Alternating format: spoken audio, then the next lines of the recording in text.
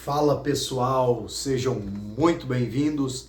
Vocês estão no meu canal, Micael Henrique, e hoje nós estamos aqui nesse encontro de estudo e de aprendizado para mais uma aula escatológica, mais um estudo aí da doutrina do fim dos tempos. E hoje nós vamos concluir esta quarta aula sobre revelações finais e juízos de Deus. Eu queria lembrá-los para que se inscrevam aqui no canal. Lembre também de curtir esse vídeo, deixar o seu comentário, compartilhar. Isso nos ajuda muito, e quando você faz essas pequenas ações, o YouTube, a plataforma, entende que esse vídeo é relevante e ajuda a espalhar para mais pessoas, tá bom? Conto com vocês, vamos juntos nessa jornada. A minha saudação especial também para a turma do IBAD, turma de teologia dos ibadianos, núcleo 298, na cidade de Fernandópolis, interior de São Paulo. Você que ainda não faz parte desse curso, se desejar, nos chame aqui nos comentários para mais informações. Pessoal, falando aí sobre o período tribulacional, o grande período da tribulação, também conhecida como Grande Tribulação. A Bíblia Sagrada, os livros teológicos também chamam este dia de o grande dia da ira do Senhor. Há outras menções bíblicas, como a do profeta Jeremias, que menciona este período como a angústia de Jacó. E nós vemos que este período de grande aflição, que vai durar 7 anos, conforme a 70ª semana que o profeta Daniel teve aquela grande visão, e nós já estudamos lá na primeira aula. Se você não assistiu, lembra de procurar aí no canal a primeira aula de escatologia. O profeta Daniel tem esta visão de uma semana de anos, logo são 7 anos a duração da 70ª semana de Daniel, do período chamado de grande aflição, angústia de Jacó, período da ira de Deus, ou também grande tribulação, como aparece em Apocalipse 2:22 e 7:14. Nós precisamos ter em mente, a princípio, que a grande tribulação, o seu agente principal, quem pensou nestes 7 anos, neste período, foi o próprio Deus. É um período em que a terra, a natureza, tudo aquilo que envolve os seres humanos na sua existência como um todo, serão alvos dos justos juízos divinos. Logo, apesar da tríade satânica, Satanás, Anticristo, falso profeta, aparecerem no cenário da grande tribulação e até possuírem uma certa liberdade para executar aquilo que está escrito que eles farão, a Bíblia mostra que quem pensou este período foi o próprio Deus. Se nós pensarmos em uma divisão, a grande tribulação possui 2 períodos distintos. São 7 anos, dividido em 2, 3 anos e meio, que engloba o primeiro selo de Apocalipse capítulo 4. Na visão de João, ele contempla aquele cavaleiro do cavalo branco, que faz menção à falsa paz. O anticristo, este grande líder que o dragão, o Satanás, levantará, ele promoverá 3 anos e meio de falsa paz. E logo após este período, com a abertura do segundo, terceiro e quarto selos, os cavalos e cavaleiros posteriores, a Bíblia mostra que são 3 anos e meio de muita aflição. Logo, os 3 primeiros anos aí, falsa paz, e os últimos 3 anos e meio de grande aflição. Os acontecimentos da primeira metade, os primeiros 3 anos e meio, queridos, vão começar assim que a igreja de Jesus Cristo for arrebatada nos ares. Então, fica claro que o que detém, conforme Paulo escreve aos Tessalonicenses, a igreja de Jesus detém esta aparição do anticristo e o estabelecimento desse governo da tríade satânica vai iniciar no momento em que a igreja for arrebatada. A igreja de Jesus, nós que somos sal e luz do mundo, quando daqui for tirada, infelizmente, a Bíblia mostra que haverá período de grande escuridão na face da terra. Se nós pensarmos aí nos acontecimentos da segunda metade, o livro teológico de escatologia propõe para nós que nós estamos diante dos últimos 3 anos e meio de intensificação das tribulações, das aflições, das dificuldades. E é muito importante nós salientarmos isso. Alguns defendem ou querem defender que a igreja passará pela grande tribulação pelo fato de Jesus, os apóstolos, a igreja primitiva, os pais apostólicos terem sofrido muito, terem sofrido grandes perseguições. E eles argumentam: quem seríamos nós para não sermos afligidos também? Todavia, a Bíblia Sagrada é muito clara em dizer que o período da grande tribulação será um período de aflição como nunca houve.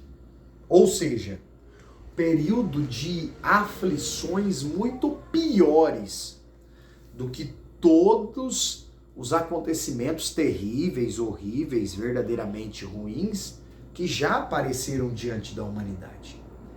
E quem será castigado nesse período aí da grande tribulação? Todos aqueles que não creram no Senhor Jesus Cristo, rejeitaram a graça de Deus, e também aqueles que um dia conheceram a Jesus, receberam a graça de Deus, todavia viraram as costas para ela, abandonando a fé.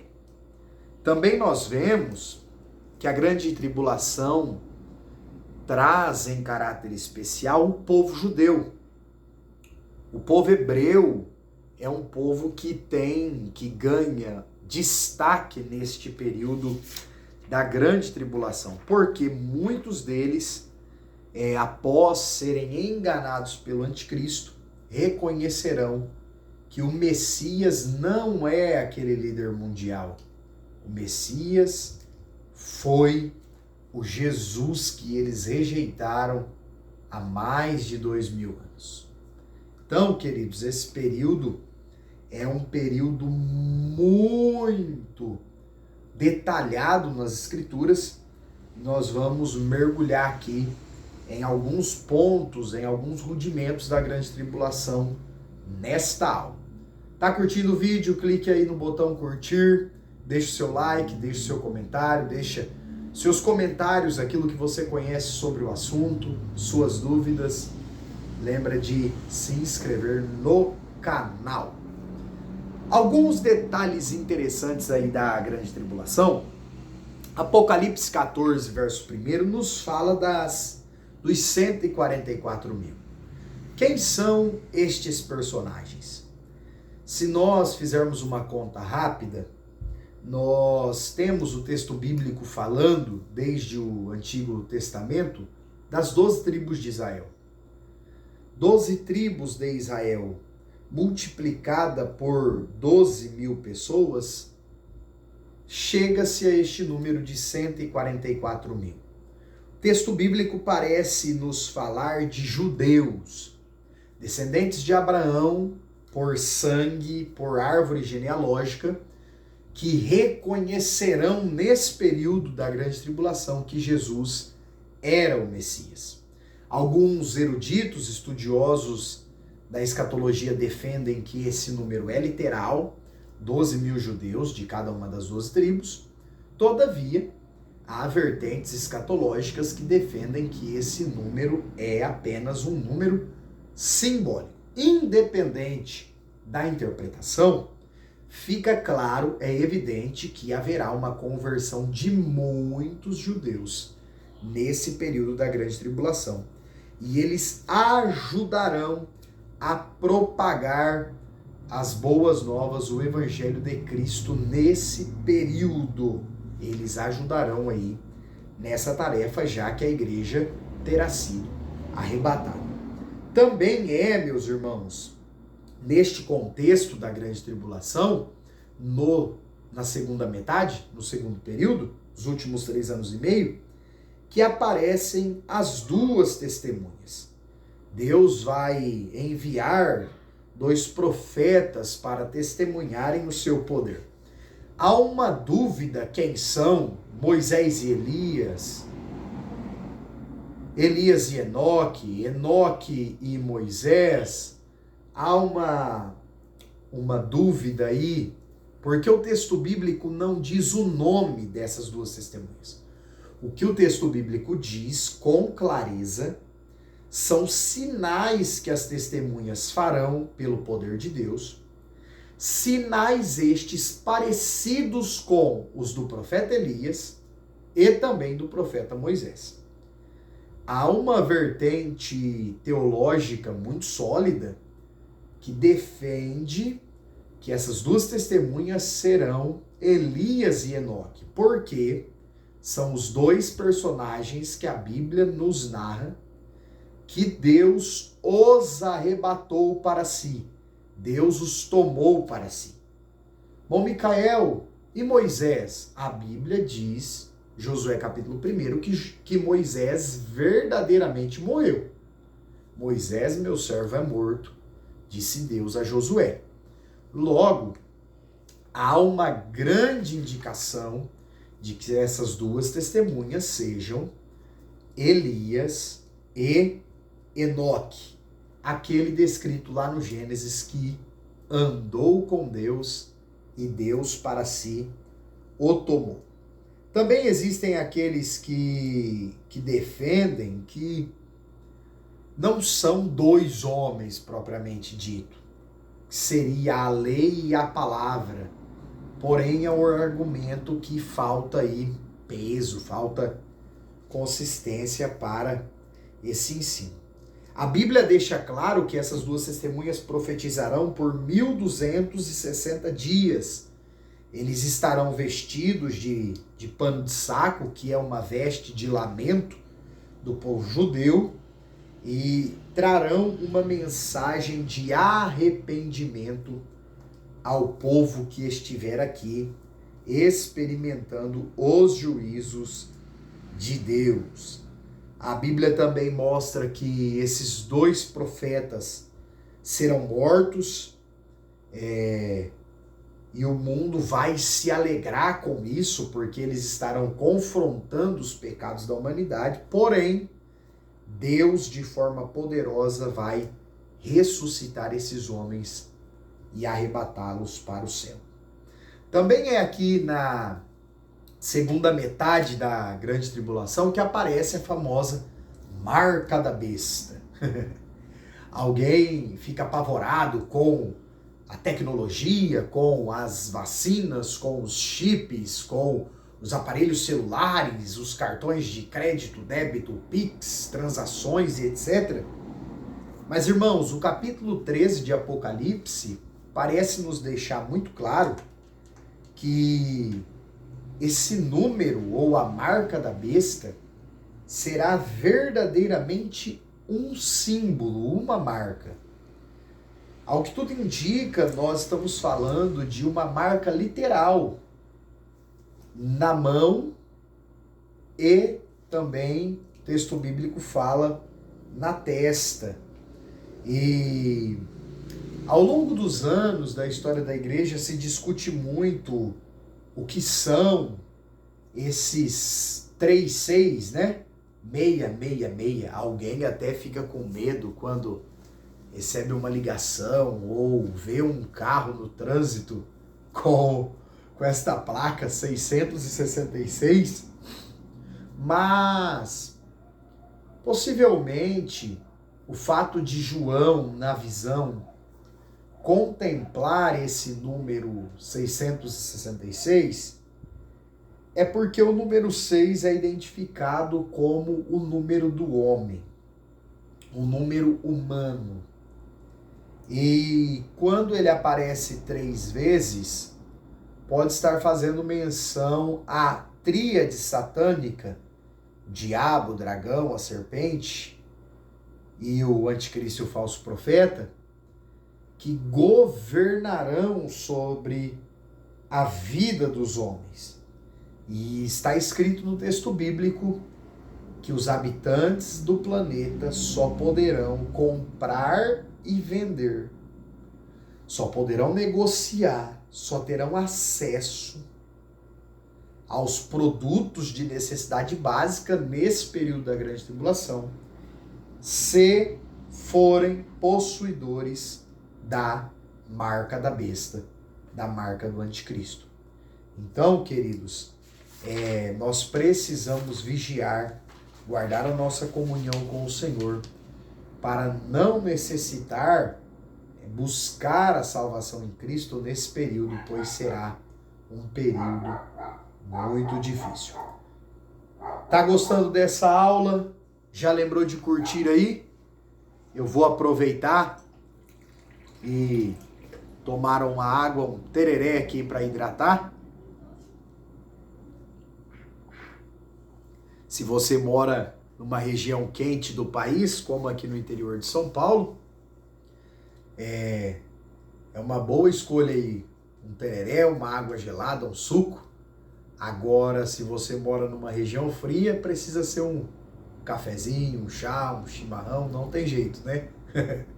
Queridos, vamos lá, vamos dar continuidade. Então, falamos um pouco sobre esse período da grande tribulação e não há dúvidas de que o personagem mais emblemático desse período é o homem do pecado, o iníquo, o anticristo, não há dúvida. Muitas pessoas levantam, sempre que algo acontece na história política e econômica, muitas pessoas levantam especulações. É a famosa escatologia especulativa, que não ajuda em nada, somente desagrega, não contribui com absolutamente nada. E aí alguém fica com debates, olha, o anticristo é o Macron, é o Putin, é o governante daquele país, daquele outro e assim por diante, quando, na verdade, nós não temos bases bíblicas para apontar nenhum desses líderes atuais do governo mundial como a pessoa do anticristo, o homem do pecado. Eu já vos disse que a Bíblia apresenta aí a tríade satânica no Apocalipse, apresenta o dragão, que é o grande opositor, Satanás, a serpente, e ele é quem vai dar poder à besta que sobe do mar. João visualiza um animal horrível, Apocalipse 13, do 1 ao 10, que sobe do mar. O mar em Apocalipse, queridos, sempre é um símbolo das nações, das grandes nações. Então João vê um dragão, um animal horrível, uma besta, que tem 10 chifres. Ou seja, é um homem que vai surgir dentre as nações e vai governar aí pelo menos 10 reinos. É um líder político, anticristo, besta que sobe do mar. Posteriormente, capítulo 13 de Apocalipse, do 12 ao 18, o apóstolo João visualiza a besta que sobe da terra, que é uma figura religiosa. É o falso profeta, que será um líder e um mestre religioso. Ou seja, nós temos Satanás, dragão, que vai coordenar, que vai dirigir as ações dessa tríade satânica. O anticristo será o cara político, o cara que vai se relacionar com as pessoas, com os governos, com as lideranças, com as pautas, com as ideologias. E em contrapartida, nós teremos aí, apresentado pela Bíblia, um líder e mestre religioso. Então perceba que a estratégia de Satanás é uma estratégia muito ardilosa, muito meticulosa, e paulatinamente Satanás tem aí preparado o terreno, preparado o contexto político, religioso do planeta para esse período da grande tribulação. A Bíblia também nos informa que o anticristo vai simular uma morte, tentando imitar o Cristo. E supostamente aí por poderes satânicos, esse líder religioso, que é o falso profeta, vai ressuscitar o anticristo, e isso vai trazer uma notoriedade, um destaque, uma fama muito grande para estes dois líderes que atuarão na grande tribulação. Capítulo 19, versículo 20 do Apocalipse vai nos mostrar, queridos, capítulo 19 e também o capítulo 20, o juízo de Deus sobre essa tríade satânica. Olha só, eu não gosto, na minha humilde e pequena opinião, eu não gosto da terminologia trindade satânica. Eu penso que a palavra trindade, ela é muito linda e plena para nós aplicarmos ao Pai, ao Filho e ao Espírito Santo. Prefiro, como um singelo professor, chamar de tríade satânica. E o texto bíblico de Apocalipse 19 e também de Apocalipse 20 mostram para nós darmos aí glórias a Deus a derrota, a derrocada, a decadência de Satanás, o anticristo e o falso profeta. A Bíblia diz que no final da grande tribulação haverá uma grande guerra, chamada de Batalha do Armagedon, onde o anticristo vai reunir as suas tropas, os seus exércitos, para pelejar contra Israel. Estarão vencendo essa batalha quando Jesus vem com a igreja sobre o Monte das Oliveiras e concede vitória milagrosa para Israel.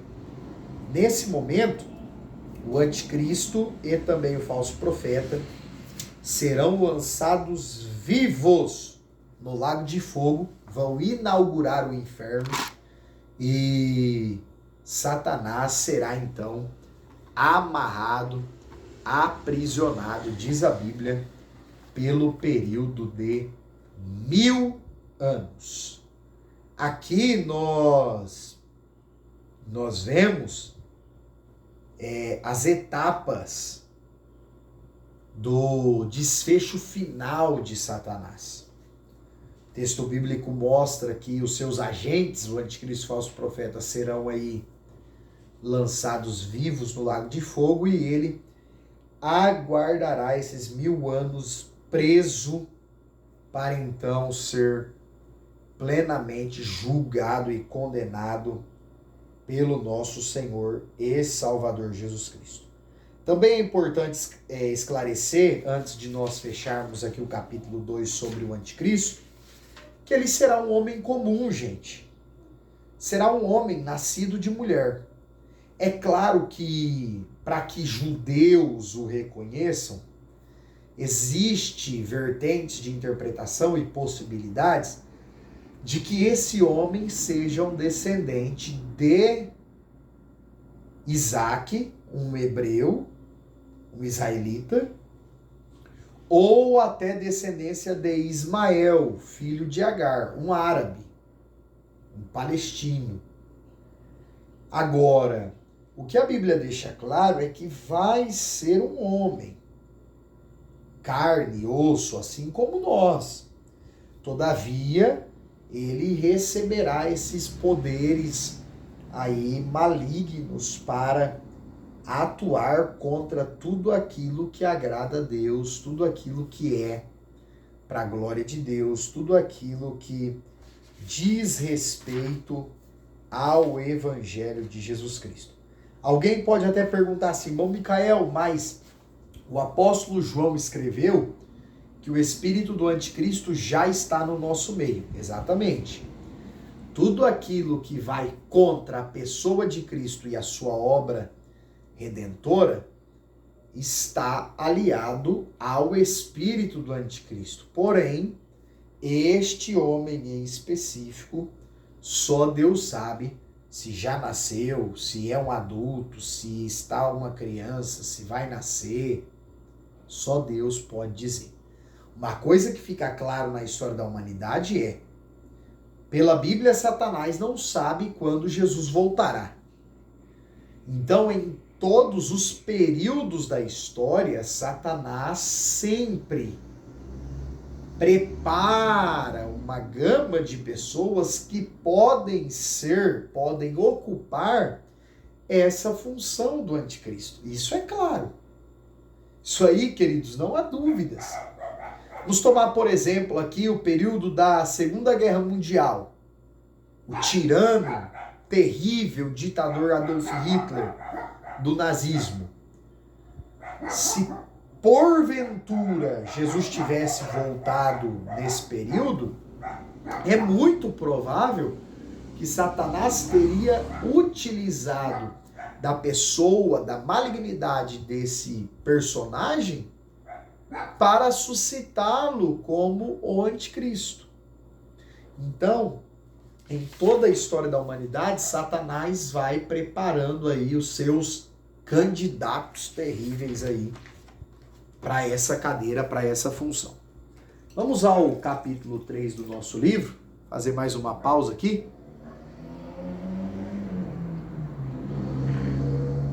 Muito bom. Aproveite aí para ir se hidratando também, pessoal. Olha só, capítulo 3 do nosso livro de escatologia vai falar da honra gloriosa do Cordeiro de Deus na abertura dos 7 selos. O primeiro selo, ele fala do cavalo branco e o seu cavaleiro. Como nós já dissemos lá, quando a igreja é arrebatada, se abrirá então, João tem a visão da abertura do primeiro selo. Este selo, irmãos, é legal nós lembrarmos, nós estamos falando de uma cultura de 2000 anos atrás. Então, quando um documento, algo era muito importante, muito sério, os líderes selavam com o seu anel, deixava lá a sua marca, e somente o destinatário ou aquele que tinha autoridade podia desatar esse selo. João tem a visão, ninguém é digno de abrir o livro, desatar os selos, porém Jesus aparece e ele é digno de desatar os selos. Quando Jesus desata este primeiro selo, João vê o cavalo branco e o seu cavaleiro. Muitas pessoas interpretam equivocadamente, achando que porque é cor branca, fala de Cristo. Essa interpretação é equivocada. Porque a Bíblia diz que esse cavaleiro aqui, ele saiu com um arco e com uma coroa, e que saiu vitorioso e para conquistar. O nosso Jesus não precisa sair para conquistar, ele já conquistou. Outro detalhe, a Bíblia nunca apresenta Jesus com arco. E esse arco aqui desse cavaleiro não aparece com flechas, é só o arco. Jesus aparece com espada. Então, é inviável nós acreditarmos que esse cavaleiro seja Cristo. Então, este primeiro selo do cavalo branco, do seu cavaleiro, diz respeito aí aos primeiros 3 anos e meio de falsa paz sobre a terra. O segundo selo fala do cavalo vermelho, que se refere à guerra.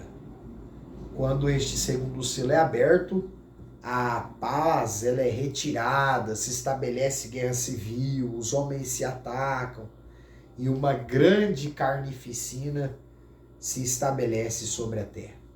Um detalhe interessante aqui, profundo nesse texto, é que a palavra que aparece espada aqui não é no sentido de um instrumento bélico de guerra, mas sim de uma espada usada para os rituais de sacrifício da época. Então, esse cavaleiro aqui, do cavalo vermelho, segundo selo, é como se fosse um momento de sacrifício sobre a terra. Uma grande matança acontece no meio da humanidade. Terceiro selo se abre, cavaleiro do cavalo preto, e ele traz na sua mão uma balança. Perceba que, de forma muito harmoniosa, se assim podemos dizer, os eventos vão progredindo. No início, nós temos uma grande matança, que vai resultar agora em um grande racionamento.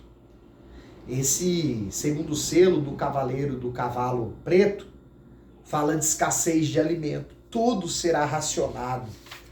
O texto bíblico chega a falar do azeite e do vinho como artigos de luxo. Aqueles que trabalhavam um dia e conseguiam comprar o seu sustento terão que trabalhar uma semana para comprar o sustento de um dia. Então, as coisas vão piorando à medida que esses cavalos e cavaleiros vão aparecendo. O quarto selo fala do cavalo amarelo, que diz respeito, o texto bíblico diz que a morte e o inferno o acompanhava. Então, o que é que acontece? Depois da matança, vem a escassez de alimento, e com a escassez de alimento vem as doenças. Vem uma grande mortandade. Então, uma boa parte da humanidade será dizimada aqui, nestes 4 primeiros selos aí. O quinto selo fala dos mártires debaixo do altar. João tem uma visão e vê aqueles que provavelmente morreram no primeiro período da grande tribulação, porque não aceitaram a marca da besta e não se dobraram diante do anticristo. Apocalipse capítulo 6, verso 9. O sexto selo aparece com sinais no céu e na terra. E aqui nós vemos o universo sendo abalado pelo caos que vai se estabelecer através de uma série de fenômenos naturais. A Bíblia fala de um grande terremoto, como nunca aconteceu. O sol vai ficar negro, escuro, e a lua se tornará em sangue, e as estrelas cairão do céu, possivelmente falando aí de quedas de meteoros, de pedras muito grandes caindo aí na Terra. Um caos total que vai impactar diretamente a vida das pessoas. O sétimo selo se abre como uma espécie de chamada de atenção da parte de Deus, porque a Bíblia fala que nos 6 primeiros selos tem muito barulho na terra, mas agora o sétimo selo se abre e o céu fica em silêncio por meia hora. João escreve que durante metade de uma hora o céu se cala e aparecem 7 anjos diante aí do altar que recebem trombetas. Então, nesse sétimo selo, João não vai ver nenhuma catástrofe. Ele vê 7 anjos diante do altar de Deus, cada um com trombeta na mão. E acontece, então, capítulo 8 e 9 de Apocalipse, que são as 7 trombetas. Na primeira trombeta, saraiva e fogo misturado com sangue é lançado sobre a terra. Saraiva, para aqueles que não sabem, são partículas de gelo. Então, partículas de gelo e fogo misturado com sangue cai sobre a terra. Nessa primeira trombeta, 1/3 da terra é queimada. Segunda trombeta, um grande monte ardendo em fogo. João tem essa visão. É difícil saber o que será, um meteoro, um asteroide. É muito difícil saber, mas a Bíblia mostra que a 1/3 dos peixes e criaturas marinhas morrerão, perecerão. O mar vai se transformar em sangue. Então aquelas lindas praias, aquela linda água do mar, como nós conhecemos, se tornarão em sangue. Muito triste. A terceira trombeta é tocada e agora, depois aí do mar, agora são as fontes de subsistência do homem que serão contaminadas. A água doce será venenosa, diz a Bíblia. Os rios, as fontes de água potável sofrerão dano e o homem sofrerá para obter a água potável. A quarta trombeta é tocada e nela agora o sol, a lua e as estrelas, elas são afetadas. A Bíblia mostra que a 1/3 parte do sol, da lua e das estrelas é ferida. E aí, queridos, nós temos uma mudança completa da rotina humana de dia, noite, período claro, período escuro. A Bíblia mostra que será gravemente atingida. É nessa quarta trombeta aqui que João vê um anjo voando pelo céu anunciando 3 ais, como se fosse uma menção à 5ª, 6ª e 7ª trombeta. A 5ª trombeta mostra, Apocalipse 9 agora, que o alvo principal deixa de ser a natureza e passa a ser os moradores da terra, que serão atormentados por demônios. Infelizmente, a Bíblia mostra que existem seres malignos comparados a gafanhotos, a insetos, que estão aprisionados no abismo, também conhecido como Tártaro. O texto bíblico mostra que esses seres espirituais serão soltos. O nome deles em hebraico, Abaddon, no grego Apolion, significa destruidor. Serão soltos para atormentar os seres humanos. E é nesse período aqui, da 5ª trombeta, que os homens vão tentar se matar, procurarão a morte e não conseguirão. Por 5 meses, a morte vai fugir dos homens. Porque, na verdade, eles não estão procurando uma solução. Eles estarão tentando fugir do castigo, fugir da fúria destes seres malignos. A sexta trombeta nos fala de uma voz que sai do altar e ordena que sejam soltos outros 4 anjos que estão presos no rio Eufrates. Acredita-se que são também espécies de demônios e que saem para provocar a matança de uma terça parte da humanidade. Então, se nós pensarmos aí em 7 bilhões de pessoas, uma terça parte, pelo menos 2 bilhões e meio de pessoas aí sendo mortas nessa sexta trombeta. E a sétima trombeta, narrada em Apocalipse 11, versículo 15, fala que o anjo foi impedido por certo tempo de tocar a sua trombeta. Parece ser o mesmo sistema do sexto selo, do sétimo selo, lembram? Aqui na sétima trombeta, sétimo selo, meia hora de silêncio no céu. E aqui na sétima trombeta agora, o anjo é impedido de tocar a sua trombeta, e quando ele toca, ele está anunciando que Jesus Cristo vem, que Jesus Cristo viria e traria aí o derramamento das 7 taças da ira de Deus. Então perceba como eu vos disse, os eventos vão como uma engrenagem.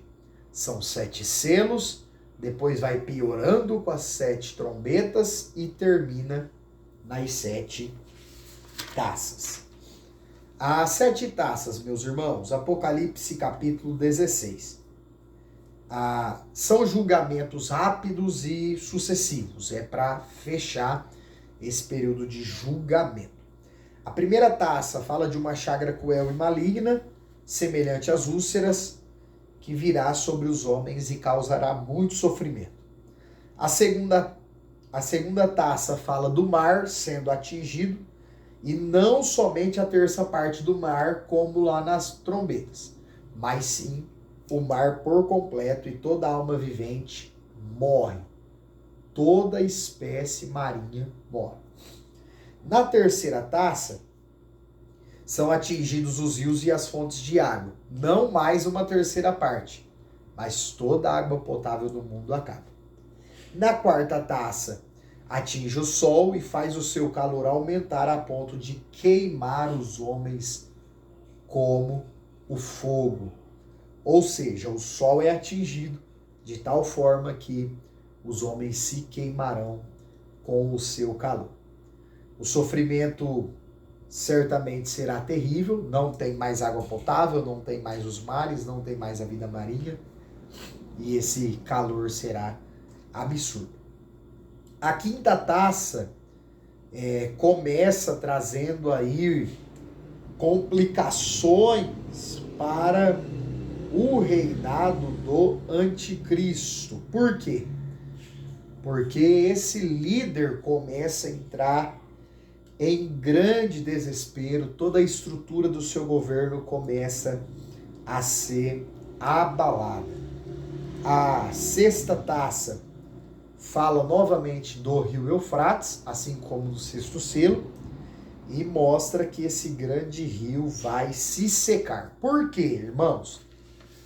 Porque no local do rio Eufrates está estabelecido o lugar onde possivelmente acontecerá a grande batalha de Gog e Magog, que é a última guerra da humanidade.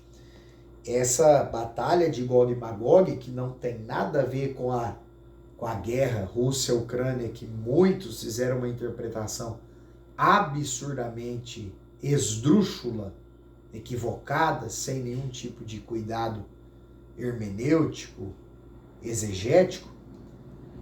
Esta guerra de Gog e Magog ocorre nesse lugar no fim da grande tribulação, posterior às 7 taças. Por quê? Satanás, que está preso, será solto após o milênio.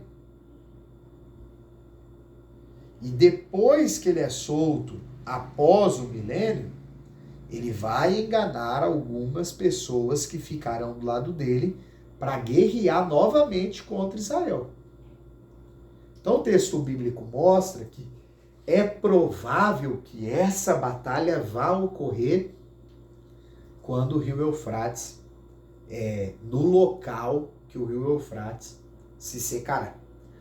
A 7ª taça é o último juízo da ira de Deus contra o anticristo e os seus súditos. Vai haver o maior terremoto de todos os séculos e a terra como um todo será extremamente abalada. Vamos terminar, queridos, a aula de hoje falando aí do milênio, juízo final e eternidade.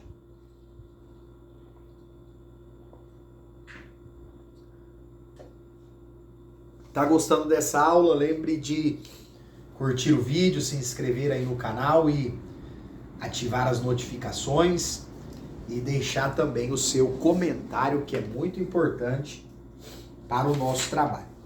Olha só, o fim da grande tribulação é marcado pela batalha do Armagedon, como nós já dissemos. O anticristo reúne os povos para guerrear contra Israel e Jesus vem milagrosamente e dá vitória ao seu povo. Posteriormente a isso acontece o julgamento das nações. As nações que ficaram do lado do anticristo nessa batalha, no fim da grande tribulação, essas nações, elas serão mortas, as pessoas serão mortas e aguardarão o juízo final junto com todos os mortos que morreram sem Deus na história da humanidade. As nações cuja aliança era com Israel, ficaram do lado do povo de Israel, essas nações entrarão no período do milênio. Então, já fica aí a resposta da pergunta. Bom, Micael, vai ter pessoas vivas, de carne e osso, sem corpo glorificado, como os crentes que foram arrebatados? Vai ter esse tipo de gente no milênio? Claro que sim.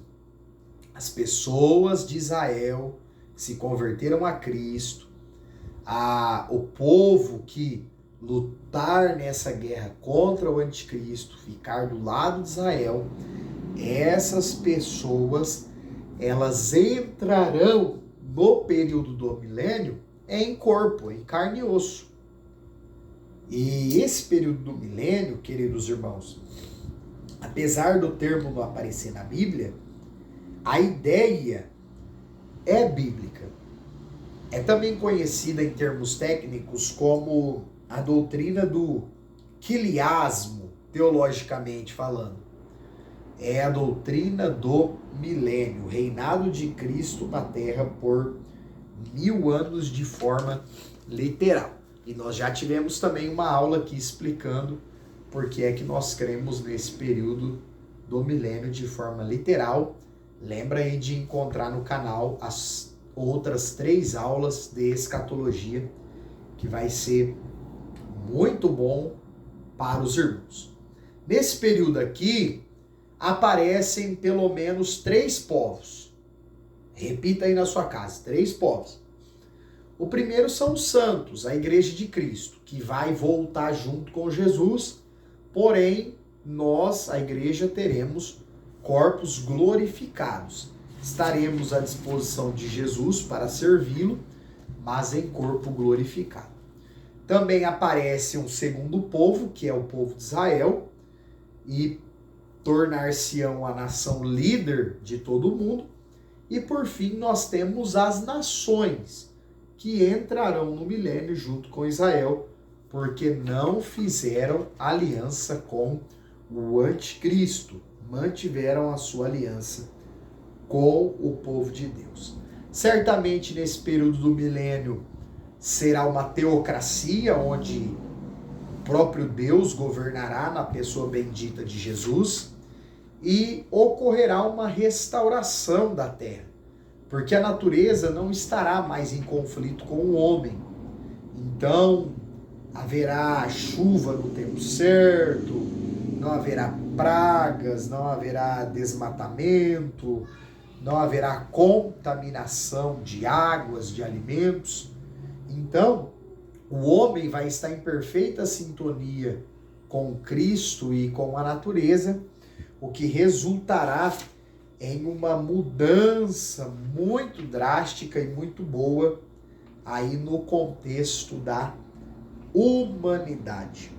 A Bíblia mostra que no quesito espiritual, apesar de ainda haver a possibilidade dos seres humanos pecar, as ações de pecado e do inimigo serão muito menores, porque Satanás estará preso. Satanás estará aprisionado por 1000 anos. Mostra que o conhecimento do Senhor será espalhado por toda a terra. Quando Jesus disse que o evangelho do reino, não é o evangelho da graça, o evangelho das boas novas, quando o evangelho do reino, o reino milenial, for pregado em todas as nações, aí virá o fim. Esse versículo que Jesus usa é para esse período, porque nesse período se falará do reino de Jesus em todos os lugares.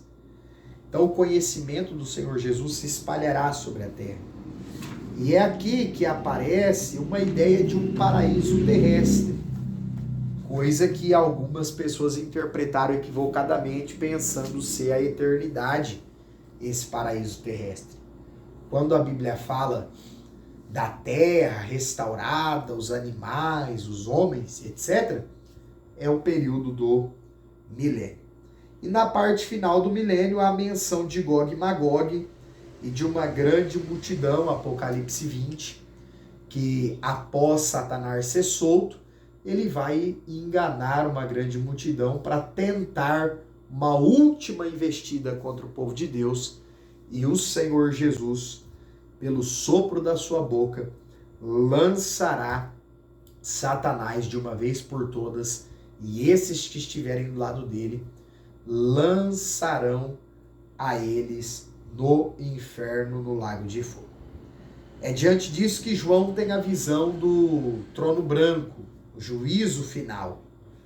João ali, ele tem essa grande visão onde todos os mortos, desde o período de Adão e Eva, todos os que morreram sem Deus, sem a fé em Cristo, sem a expectativa do Messias, que era a realidade da antiga aliança, todos os que morreram sem servir fielmente a Deus, eles enfrentarão o juízo final, onde não haverá salvação, não haverá escape para ninguém.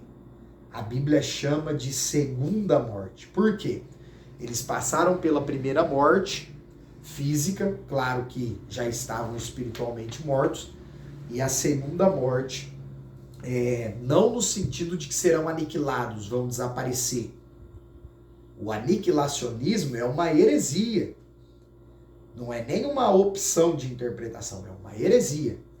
A Bíblia mostra que eles serão sentenciados e condenados eternamente. Esta é a sentença da segunda morte. A própria morte e o mundo dos mortos, o lugar que abrigava aí as almas dos mortos, serão lançados também no inferno. Também serão lançados lá. E o último inimigo a ser vencido, diz a Bíblia, o último a ser lançado no lago de fogo é a morte. Dessa forma, Jesus vai entregar o reino a Deus Pai, conforme 1 Coríntios 15, 24, e vai se estabelecer aquilo que nós entendemos como a eternidade futura. Uma nova criação. Nós não cremos, irmãos, que a terra será totalmente recriada. Nós temos uma ideia de que Deus vai restaurar, Deus vai ir transformando, já no período do milênio, Deus vai transformar isto que nós conhecemos hoje em novos céus e nova terra. Serão renovados, serão plenamente perfeitos. E nós cremos aí que essa eternidade, no sentido de que será algo perpétuo, nós estaremos para sempre com o Senhor Jesus Cristo, desfrutando do seu amor, da sua presença. O mar, o sofrimento, o pecado são coisas que deixarão de existir. A Bíblia mostra, por exemplo, que o sol e a lua não existirão, porque o próprio Deus será a luz na Cidade Santa, na Nova Jerusalém. Cremos que esta cidade, a Nova Jerusalém, será literal, será de forma literal e não simbólica. Alguns estudiosos, eu gosto de pensar nessa interpretação, alguns estudiosos acreditam que é como se o novo céu e a nova terra estivessem aqui e a Nova Jerusalém fosse a cidade santa de Deus que paira sobre os céus, sobre os céus físicos e a terra. E o próprio Deus e o Cordeiro serão o seu templo, a Bíblia diz.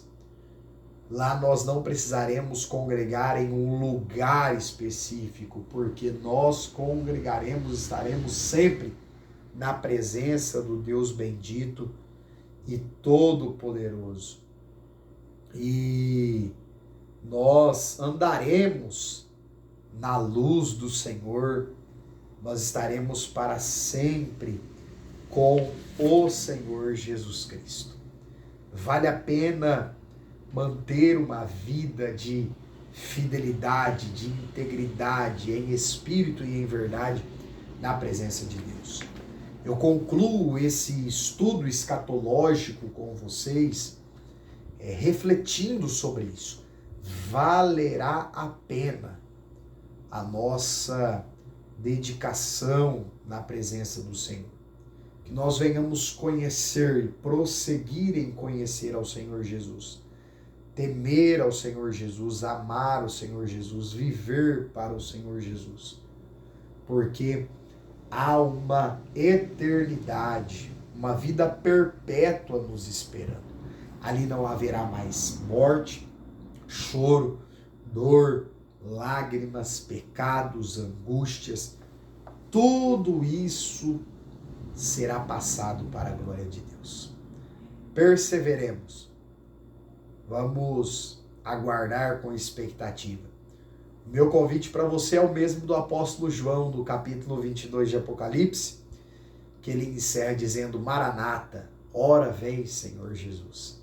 Que Jesus venha, que ele volte, que ele estabeleça aí esse período escatológico para que nós possamos desfrutar eternamente da sua companhia e da sua presença.